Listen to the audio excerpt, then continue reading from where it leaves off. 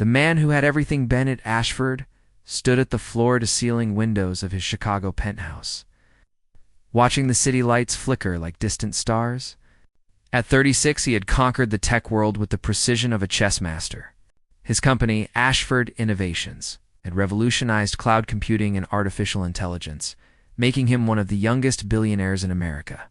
His tailored Italian suit fit perfectly over his lean frame. His sharp features had graced the covers of Forbes, Time, and Wired magazines. But success had come at a price. Bennett had learned early that emotions were weaknesses, and compassion was a luxury he could not afford. His father, a ruthless corporate lawyer, had taught him that the world belonged to those who took what they wanted without apology. His mother had left when he was 12, unable to handle his father's cold ambition. Bennett had promised himself he would never be weak like her. His assistant's voice crackled through the intercom. "Mr. Ashford, the legal team is ready for your call about the Riverside project." Bennett turned from the window, a slight smile crossing his lips. The Riverside project was his masterpiece, a sprawling tech campus that would cement his legacy in Chicago. The only obstacle was a small community center sitting on prime real estate in the heart of his planned development. "Tell them I will handle it personally," Bennett said, his voice smooth and confident. "This project moves forward no matter what." The woman who fought for her community across town, Grace Moreno, sat in her cramped office at the Riverside Community Center, surrounded by stacks of paperwork and photos of smiling children. At 31, she had dedicated her life to this place after her husband died in a construction accident 5 years ago. The center was more than just a building. It was a lifeline for families in the neighborhood. It provided after-school programs, job training, hot meals for seniors, and a safe space for kids who had nowhere else to go. Grace ran her fingers through her dark, curly hair, exhaustion evident in her brown eyes. Her daughter Lily, age 7, sat coloring at a small table in the corner, humming softly to herself. The eviction notice lay on Grace's desk like a death sentence. Ashford Innovations wanted the land, and they had the money and lawyers to take it. "Mama, are we going to lose our center?" Lily asked, looking up from her drawing with worried eyes. Grace forced a smile. "Not if I can help it, sweetheart. Sometimes you have to fight for what matters, even when the odds seem impossible." She thought about the hundreds of families who depended on this center. Mrs. Chen, the elderly widow who came for lunch every day, Tyrone, the teenager who had turned his life around through their mentorship program, the single mothers who needed affordable child care. They all had faces, stories, dreams that mattered just as much as any billionaire's profits. Grace picked up her phone and dialed the number on the eviction notice. It was time to meet Bennett Ashford face to face. The first battle 2 days later, Grace walked into the gleaming lobby of Ashford Tower, feeling completely out of place in her simple blue dress and worn coat. Everything around her screamed wealth and power, from the marble floors to the modern art installations that probably cost more than her annual budget. The receptionist looked her up and down with barely concealed disdain. "Do you have an appointment? Tell Mr. Ashford that Grace Moreno from the Riverside Community Center is here to discuss his development project," Grace said firmly, refusing to be intimidated. 20 minutes later, she was escorted to the top floor, where Bennett's executive assistant led her into a massive office with a view that took her breath away. Bennett stood with his back to her, hands clasped behind him, radiating authority. "Ms. Moreno," he said without turning around. "I wondered when you would show up, Mr. Ashford," Grace replied, her voice steady despite her racing heart. "I am here to ask you to reconsider your plans for the Riverside property." Bennett turned slowly, his ice blue eyes assessing her with the same detachment he might use to evaluate a business proposal. "I don't reconsider my business decisions based on emotional appeals." "This is not about emotion," Grace shot back, stepping forward. "This is about 300 families who depend on our center for essential services. Children who need a safe place after school. Seniors who rely on us for their only hot meal of the day. You cannot just erase their lives for your profit." Bennett's expression remained unmoved. "I can, and I will. I am offering fair market value for the property. What you choose to do with that money is not my concern." Grace felt anger rising in her chest. She had dealt with difficult people before, but Bennett Ashford's casual dismissal of human suffering was unlike anything she had encountered. Fair market value? That building is not just property. It is a community. It is hope for people who have nothing else. Then perhaps they should work harder to have more, Bennett said coldly. I grew up with nothing, Miss Moreno, and I built this empire through determination and intelligence. Everyone has the same opportunity.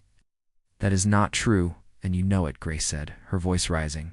Not everyone has your advantages, your connections, your privilege. Some people are just trying to survive, and they need help. Bennett walked to his desk and pressed a button. Ms. Moreno, this conversation is over. My legal team will handle the acquisition. I suggest you use the next 60 days to relocate your programs. Grace stood her ground. I am not leaving until you listen to me. Come to the center. See what we do? Meet the people whose lives you are about to destroy. If you still want to demolish it after that, then at least you will know exactly what you are taking from this community. For the first time, something flickered across Bennett's face, though Grace could not identify the emotion. He studied her for a long moment, noting the fire in her eyes and the defiant set of her jaw. Most people wilted under his gaze, but this woman stood tall, unafraid. One visit, he said finally. Tomorrow at 10 in the morning, but it will not change my decision. We will see about that, Grace replied, turning on her heel and walking out with her head held high. As the door closed behind her, Bennett found himself oddly unsettled. He had dismissed countless opponents over the years, but something about Grace Moreno lingered in his mind. Perhaps it was her courage, or the passionate way she defended her cause. Whatever it was, he pushed it aside. Sentiment had no place in business. The visit that changed everything the next morning. Bennett arrived at the Riverside Community Center in his black Mercedes, his driver parking in front of the modest brick building. The neighborhood was rougher than he had expected, with cracked sidewalks and buildings that had seen better days. He stepped out, his expensive shoes clicking against the concrete. Immediately drawing stares from the people on the street, Grace met him at the door. Wearing jeans and a volunteer t-shirt, her hair pulled back in a practical ponytail. Thank you for coming, Mr. Ashford.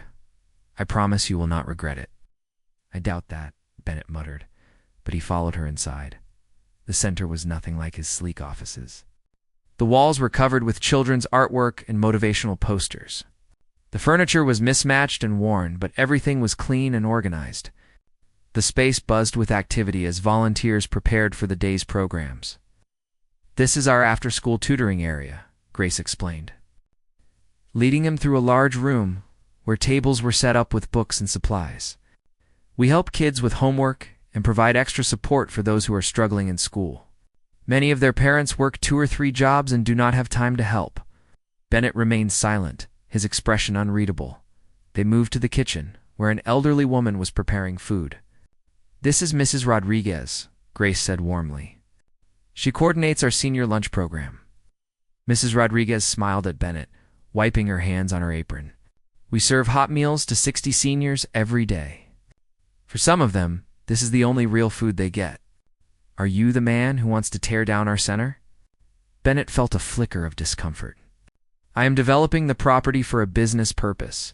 Business, Mrs. Rodriguez repeated, shaking her head sadly. What good is business if it leaves people hungry and alone? Before Bennett could respond, a group of children rushed into the center, their voices filling the space with laughter and energy. Grace knelt down to greet them, her face lighting up with genuine joy. A little girl with dark braids ran straight into Grace's arms. Mama, can we work on the art project today? The girl asked excitedly. Of course, Lily, Grace replied, hugging her daughter. But first, I want you to meet someone. This is Mr. Ashford. Lily looked up at Bennett with curious brown eyes. Are you the man who is trying to take away our center? The directness of the question caught Bennett off guard. He found himself at a loss for words as this small child looked at him with innocent confusion. I am the man who owns the property, Bennett said carefully. But this is where I come after school, Lily said, her voice small. Where will I go if you take it away? Grace placed a gentle hand on her daughter's shoulder. It is okay, sweetheart. Go join your friends in the art room." As Lily ran off, Bennett felt something crack inside his carefully constructed armor. He had never considered the human cost of his decisions in such concrete terms. These were not just statistics or obstacles to overcome. They were real people with real needs.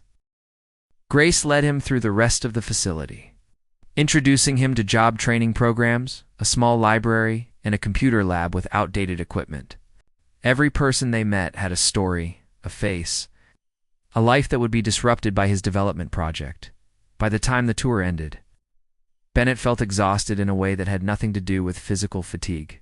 Grace led him back to her small office, where she pulled out a folder filled with testimonials, photos, and impact reports. "This is what you will be destroying, Mr. Ashford," she said quietly, sliding the folder across her desk. "I am not naive. I know you have the power and the money to do whatever you want. But I needed you to see the consequences of your choices.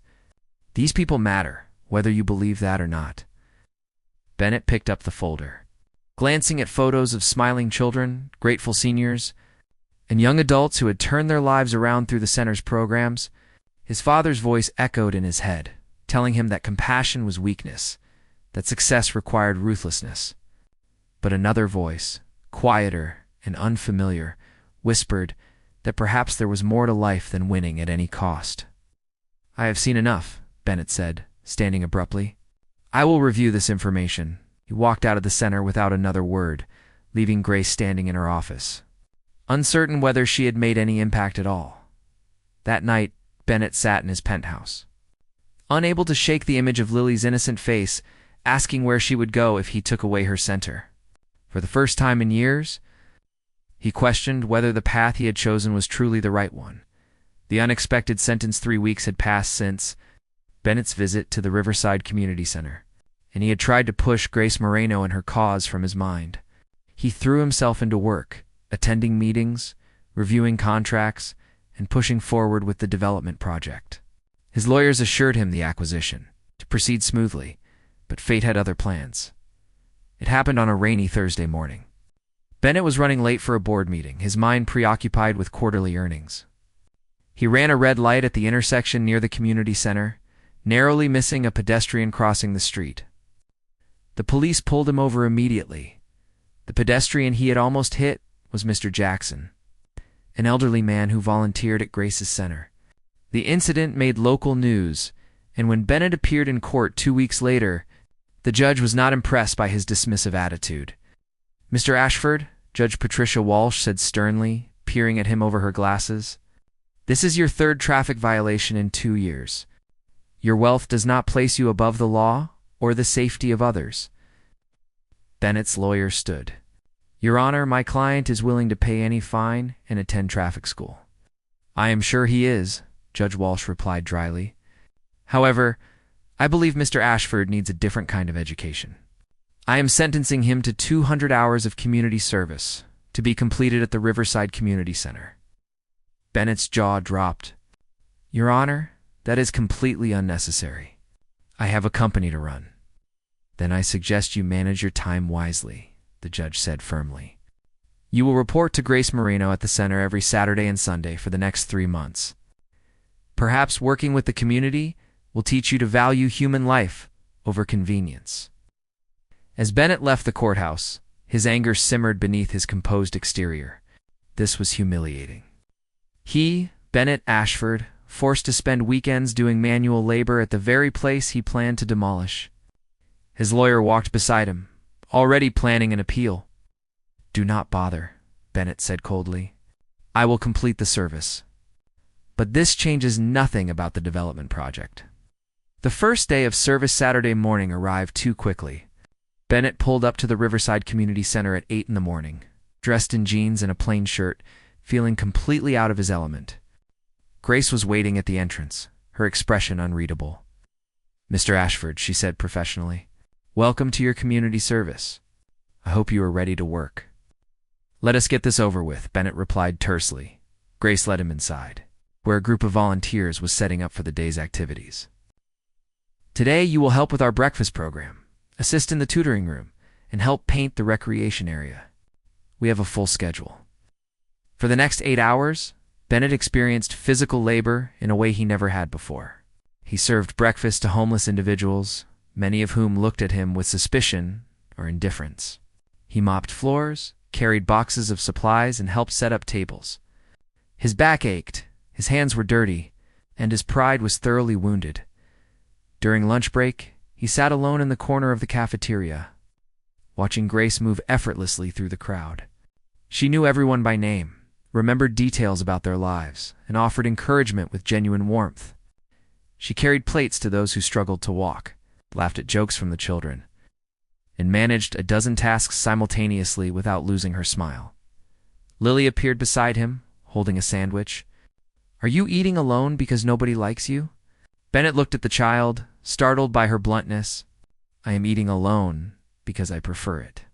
"That is sad," Lily said matter-of-factly. "My mama says everyone needs friends, even grumpy people." "I am not grumpy," Bennett protested. Lily tilted her head, studying him with the wisdom only children seem to possess. "You look grumpy, but maybe you are just sad. My mama was sad after my daddy died, but the center helped her feel better. It helps lots of people feel better." Before Bennett could respond, Lily skipped away to join her friends. Her words lingered in his mind, uncomfortably penetrating his defenses. Breaking down walls, the weeks that followed fell into a routine. Every weekend, Bennett reported to the center, and every weekend, his understanding of the world shifted slightly. He met Tyrone, 17-year-old, who had joined a gang before the center's mentorship program gave him a different path. He met Rosa, a single mother of 3, who worked 2 jobs, but still found time to volunteer in the computer lab because the center had helped her learn job skills. One Saturday, Bennett was helping in the tutoring room when a 10-year-old boy named James struggled with his math homework. The boy was frustrated, close to tears, convinced he was stupid because he could not understand fractions. "I cannot do it," James said, pushing the book away. "I am just dumb." Bennett surprised himself by sitting down beside the boy. "You are not dumb. Sometimes our brains just need information explained differently. Let me show you a trick." For the next hour, Bennett worked with James, breaking down the math problems into simple steps. When James finally understood and solved a problem on his own, his face lit up with joy. He threw his arms around Bennett in an impulsive hug. "Thank you, Mr. Bennett.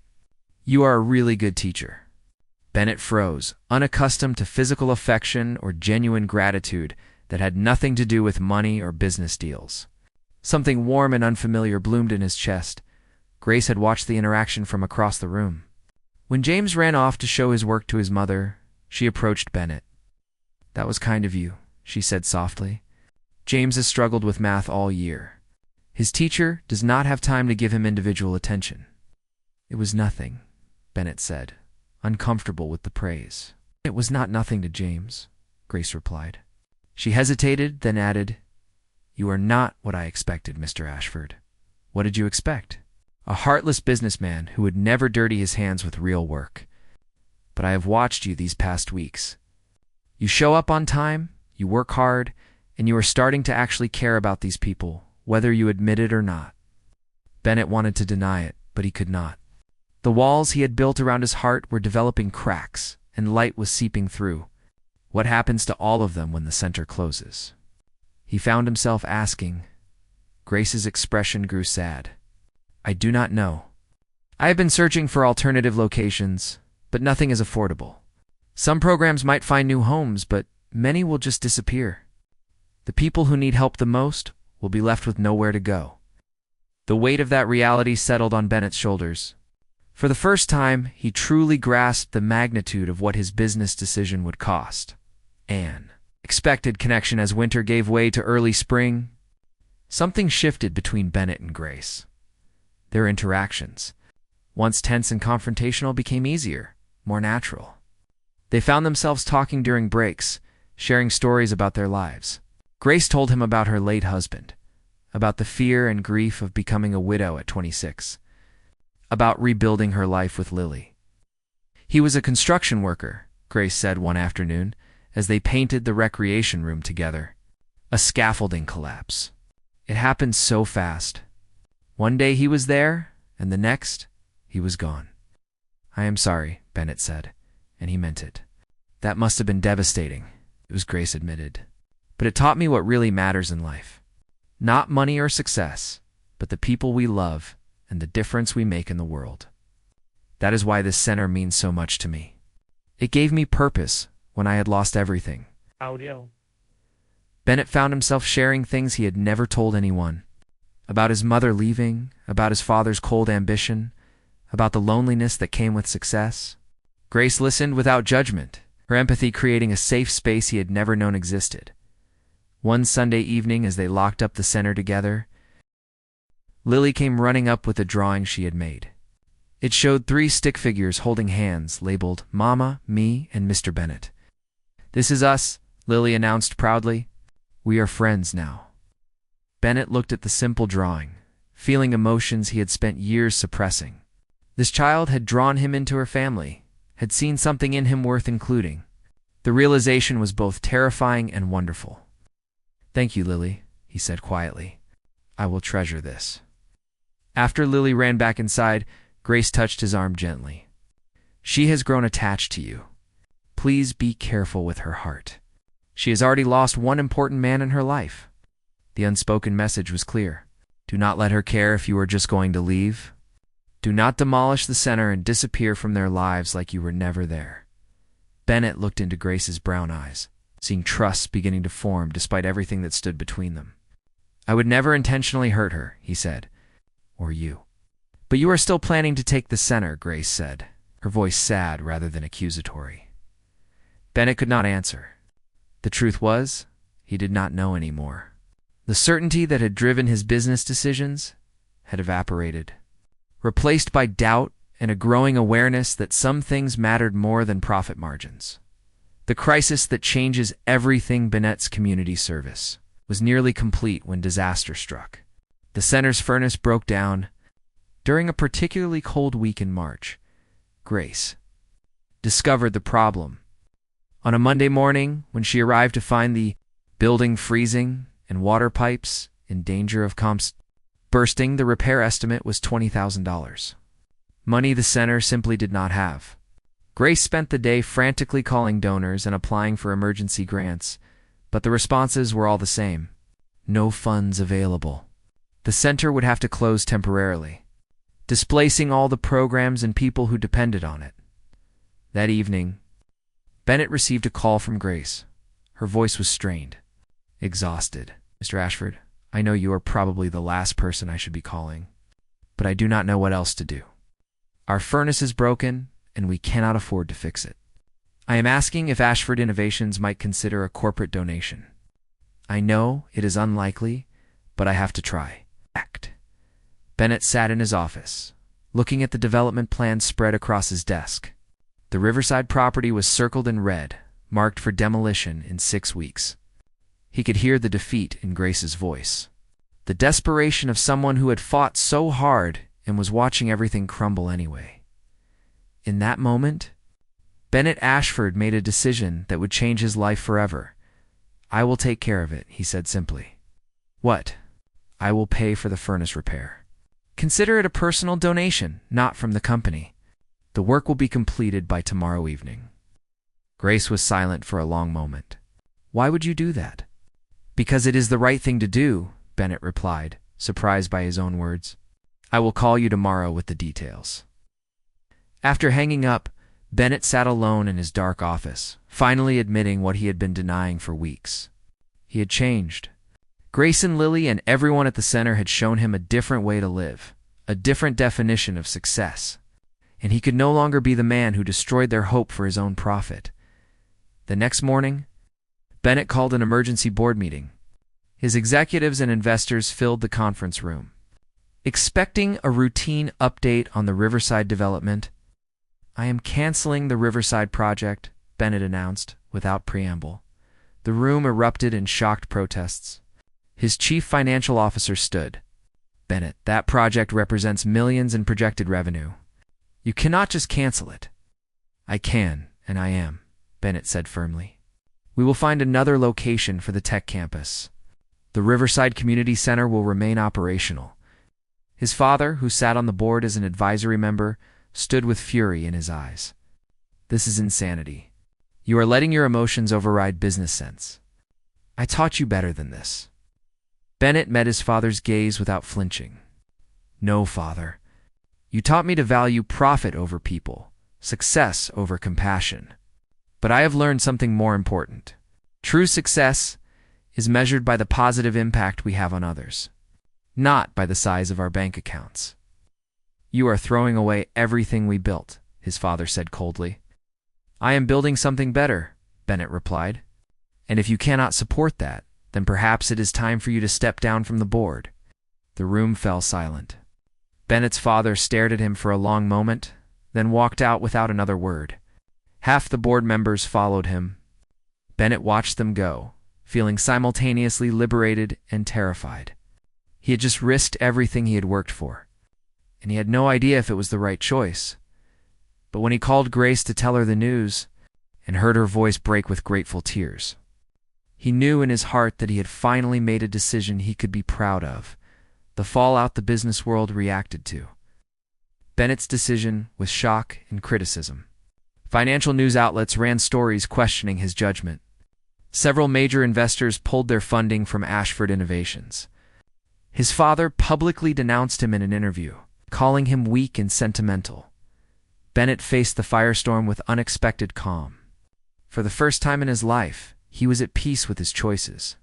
He spent his days restructuring his company, finding new investment partners who shared his evolving values, and searching for alternative locations for his tech campus.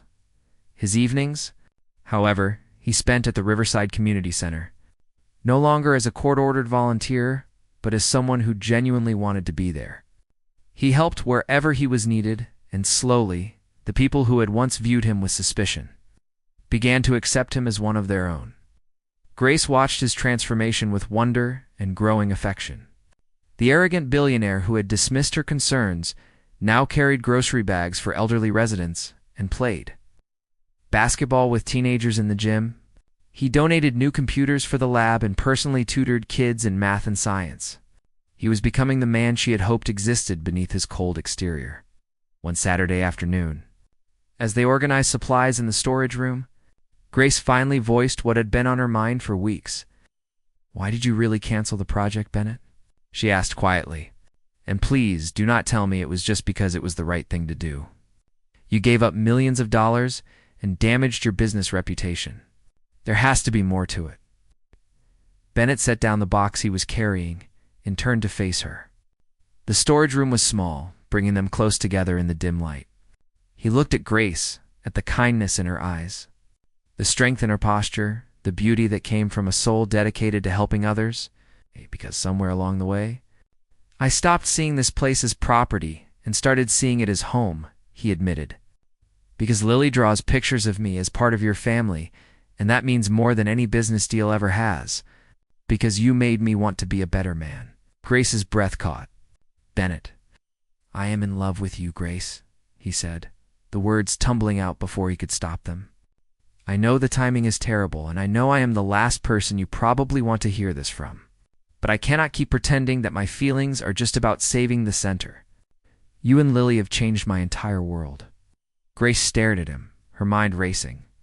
This was Bennett Ashford, the man she had once slapped, the man who had threatened everything she cared about. But he was also the man who had shown up every weekend without complaint, who had made James believe in himself, who had played tea party with Lily when she asked. He was the man who had sacrificed his business interests to protect her community. "I do not know what to say," Grace whispered. "You do not have to say anything," Bennett replied, stepping back to give her space. "I just needed you to know. Whatever happens from here, I will continue to support the center. That is not conditional on your feelings for me." Before Grace could respond, Lily burst into the storage room, breaking the tension. "Mama, Mr. Bennett. Mrs. Rodriguez needs help in the kitchen. The oven is smoking." They rushed to handle the minor crisis. But the weight of Bennett's confession hung between them for the rest of the day. Grace's decision that night. After Lily was asleep, Grace sat in her small apartment thinking about Bennett's words. She had not been with anyone since her husband died. The grief and responsibility of single motherhood had consumed her life. She had convinced herself that love was not something she deserved or could afford. But Bennett had awakened feelings she thought were buried forever. Over the months, she had watched him transform from someone she despised into someone she admired, respected, and if she was honest with herself, loved. The next morning was Sunday, Bennett's last official day of community service. Grace arrived at the center early, her heart pounding with nervousness. She found Bennett already there, setting up chairs for the morning programs, his movements efficient and practiced. "Bennett," she called softly, "can we talk?" He turned, his expression guarded, as if preparing for rejection. Of course. They walked to her office, closing the door for privacy. Grace faced him, gathering her courage. "I have spent 5 years protecting my heart," she began. "After losing David, I promised myself I would never risk that kind of pain again. It was easier to focus on Lily in the center, to keep my emotions locked away where they could not hurt me." Bennett listened silently, his jaw tight. "But then you came into my life," Grace continued, her voice growing stronger. "And you were everything I thought I hated. Arrogant, entitled, selfish. I was so certain about who you were." "Grace, you do not have to explain," Bennett said quietly. "I understand." "Let me finish," she insisted. "I was certain about who you were, but I was wrong. You proved me wrong every single day. You showed me that people can change, that beneath the armor we wear to protect ourselves, there is always the possibility of goodness and growth." She stepped closer, her eyes meeting his. "I am terrified, Bennett. Terrified of loving someone and losing them again. Terrified of letting Lily get attached to another father figure who might disappear. But I am even more terrified of letting fear stop me from taking a chance on something real." Hope flickered in Bennett's eyes. "What are you saying?" "I am saying that I love you too," Grace said, her voice barely above a whisper. "I do not know how this happened, or when exactly I fell for you, but I did. You made me believe in second chances and new beginnings." Bennett closed the distance between them, his hands gently cupping her face. "I will spend every day proving that I am worthy of your trust. I will never let you or Lily down. That is my promise to you." When their lips met, it was gentle and tentative, a first kiss full of hope and healing. Years of loneliness and pain melted away, replaced by the warmth of connection and possibility. A small voice from the doorway broke them apart. "Does this mean Mr. Bennett is going to be my new daddy?" They turned to find Lily standing there, her eyes wide with excitement. Grace laughed, pulling her daughter into a hug. "It means Mr. Bennett is going to be a very special person in our lives," Grace said carefully. "If that is okay with you?" Lily nodded enthusiastically. "Can we go get pancakes to celebrate?"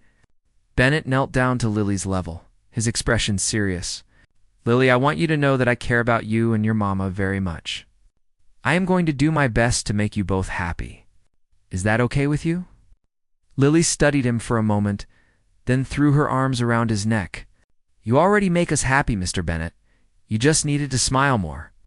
Over Lily's shoulder, Bennett met Grace's eyes, and they shared a look of perfect understanding. This was what mattered.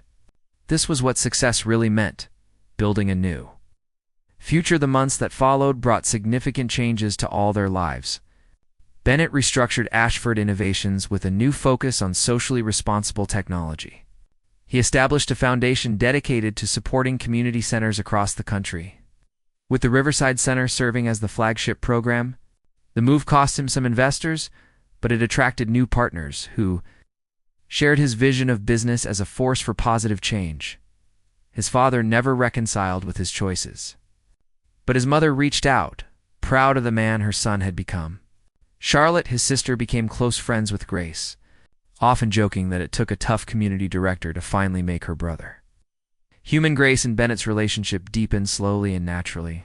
He was patient with her fears, understanding when memories of her late husband surfaced. She helped him navigate the unfamiliar territory of vulnerability and emotional openness. They built something real and lasting, rooted in mutual respect and shared values, 1 year after their first meeting. Bennett stood in the Riverside Community Center's newly renovated gymnasium. The space had been transformed with his funding, featuring new equipment, fresh paint, and updated facilities. But more importantly, it was filled with people who had become his family. Grace stood beside him, her hand in his. As they watched Lily perform in a dance recital with other children from the center, Mrs. Rodriguez sat nearby, dabbing tears of joy. Tyrone, now in college on a scholarship, had come back to volunteer. James, the boy Bennett had tutored, confidently helped younger kids with their homework. "Thank you, Grace," whispered, squeezing his hand. "For what?" Bennett asked. "For proving that people can change? For showing Lily what a good man looks like? For giving me the courage to love again." Bennett turned to her, his eyes soft with emotion. "You did the same for me? You taught me that the greatest wealth is not measured in dollars, but in the lives we touch and the love we share. You saved me, Grace, from a life that looked successful but was completely empty." As Lily's dance ended and the audience erupted in applause, Bennett pulled a small box from his pocket. Grace's eyes widened as he knelt down, right there in the middle of the gymnasium, surrounded by their community. "Grace Moreno, you humbled me when I needed it most. You challenged me to be better, and you loved me even when I did not deserve it. Will you marry me and let me spend the rest of my life proving that your faith in me was not misplaced?" Tears streamed down Grace's face as she nodded. Yes, 1,000 times yes. The entire gymnasium erupted in cheers. Lily came running over, jumping between them with pure joy. Bennett swept both of them into his arms, his heart fuller than he had ever imagined possible. That night, as they walked home under the Chicago stars, Lily skipping ahead of them, Bennett reflected on the journey that had brought him to this moment. He had started as a man who measured success in acquisitions and market dominance, viewed compassion as weakness and emotion as liability. But Grace had shown him a different truth. Real success was the smile on Lily's face. It was the gratitude in Mrs. Rodriguez's eyes. It was the knowledge that his actions helped people instead of harming them. It was the love of a woman who had every reason to hate him but chose to see his potential instead. "What are you thinking about?" Grace asked, noticing his thoughtful expression. "I am thinking about how lucky I am," Bennett replied. "How a traffic violation and a court sentence turned out to be the greatest gift of my life." Grace laughed, the sound like music in the night air. "Only you would be grateful for community service." "I am grateful for you," he corrected, pulling her close. "You taught an arrogant billionaire what really matters. You humbled me, challenged me, and somehow loved me anyway. That is a miracle I will never take for granted." As they reached Grace's apartment, Lily already inside getting ready for bed, they paused on the doorstep. Bennett looked at the woman who had changed his world, at the community they had built together, at the future stretching out before them full of promise. He had once believed that power came from domination and control. That success required ruthlessness and emotional detachment. But Grace had revealed a deeper truth. Real power came from love, from service, from using one's resources to lift others up rather than tear them down. Bennett. Ashford had been humbled by a fierce community director who refused to accept his arrogance. And in that humbling, he had found something far more valuable than any business empire. He had found purpose, connection, a love that transformed him from the inside out. The billionaire had fallen. But in falling, he had finally learned to fly.